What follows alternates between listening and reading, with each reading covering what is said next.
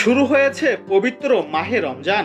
রহমত, মাগফিরাত ও নাজাতের বার্তা নিয়ে মুমিনদের দরজায় পা রেখেছে রমজান। এই মাস আল্লাহ তাআলার পক্ষ থেকে অসীম বরকত ও রহমত নিয়ে আসে। রমজান মানেই আত্মার পরিশুদ্ধি ও তাকওয়া অর্জনের মাস।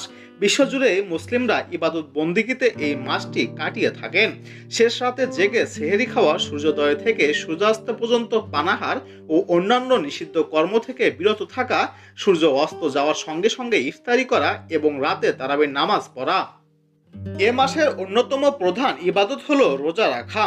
বিনোদন জগতের বলিউড বাদশাহ শাহরুখ খানও রমজানে রোজা রাখার চেষ্টা করেন। এর আগে এক সাক্ষাৎকারে কিং খান নিজেই সেই কথা জানিয়েছিলেন। 2013 সালে ঈদে চেন্নাই এক্সপ্রেস মুক্তি পাওয়ার পর ভক্তদের মুখোমুখি হন শাহরুখ খান। সেই সময় এক ভক্ত তাকে প্রশ্ন করেন, রমজান মাসে রোজা রাখা যায় কিনা।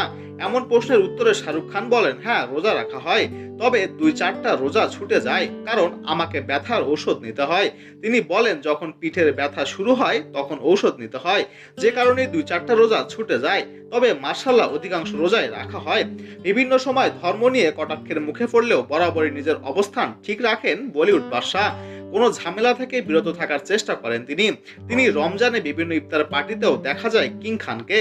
আর ঈদের দিনেও ভক্তদের সঙ্গে শুভেচ্ছা বিনিময় করতে দেখা যায় শাহরুখ খানকে।